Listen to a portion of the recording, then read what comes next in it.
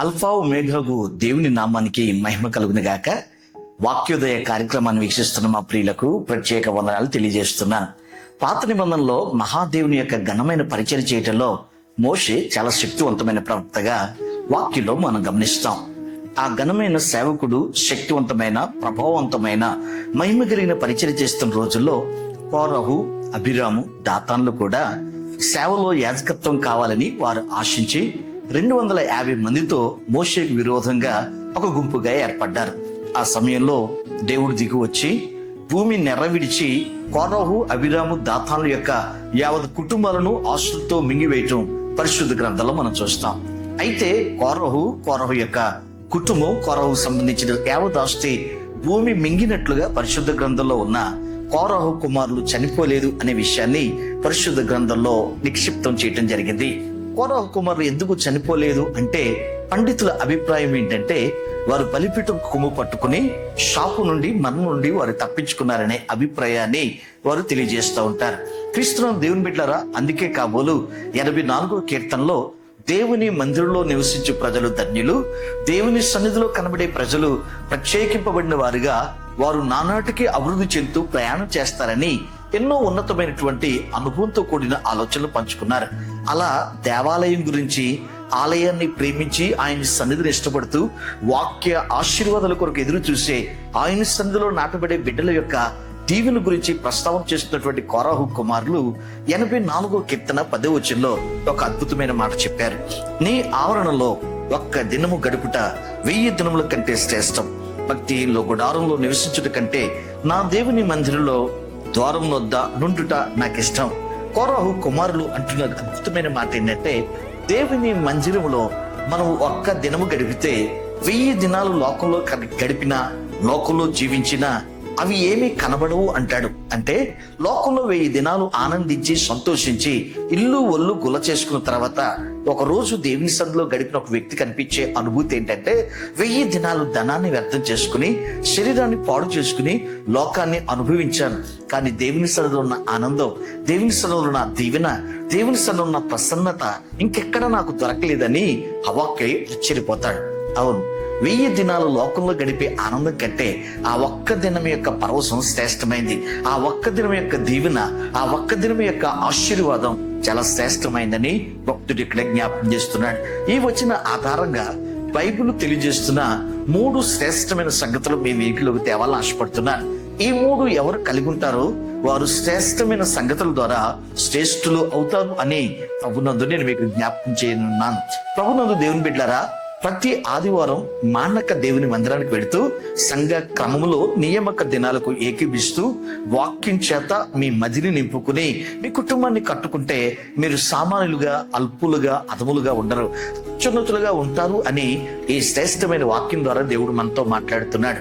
ఒక్క దినము గడుపుట 1000 దినముల కంటే శ్రేష్టము.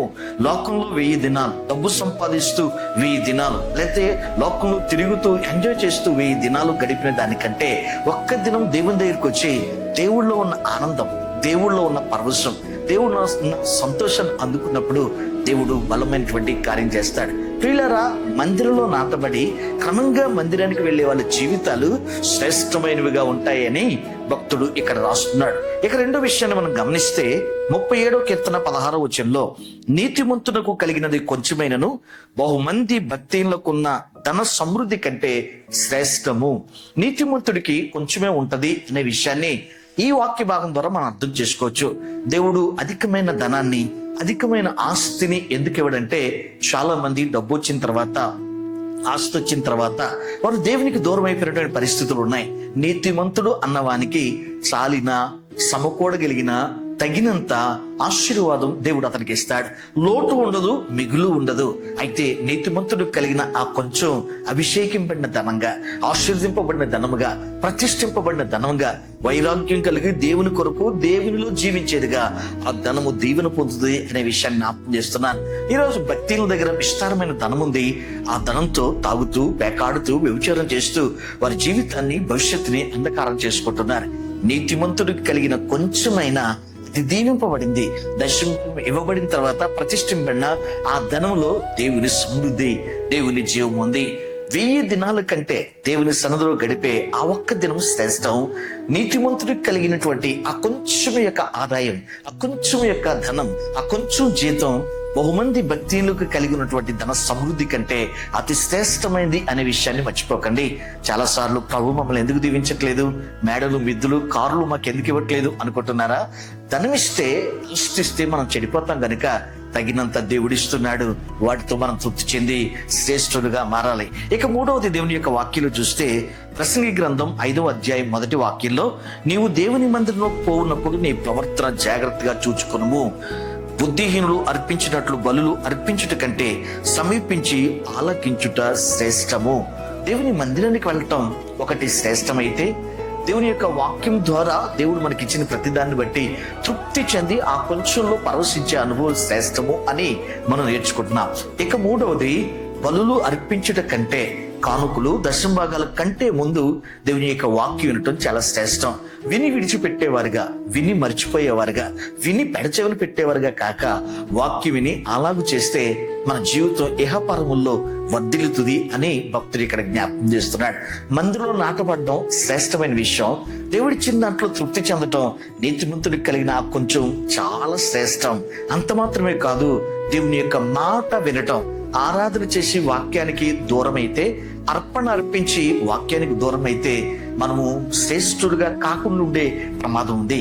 కానీ వాక్యం విని వాక్య ప్రకారం చేస్తే మనము శ్రేష్ఠులు అవుతాం. కాబట్టి ప్రియులారా, మందిరానికి వెళ్ళండి, కలిగిన దాన్ని బట్టి తృప్తి చెందండి. అలాగే దేవుని యొక్క వాక్యానికి అప్పగించుకోండి, మీరు శ్రేష్ఠులుగా మారుతారు. దేవుడు మిమ్మల్ని దీవించును గాక.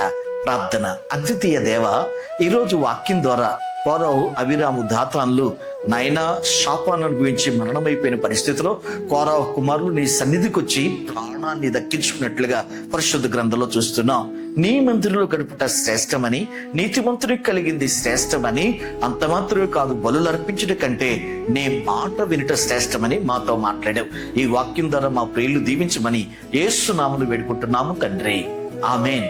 తండ్రి అయిన దేవుని ప్రేమ, ప్రభువైన యేసుక్రీస్తు వారి కృప, పరిశుద్ధాత్మ కన్యని సహవాసం సదా మనందరికీ తోడును గాక. ఆమేన్.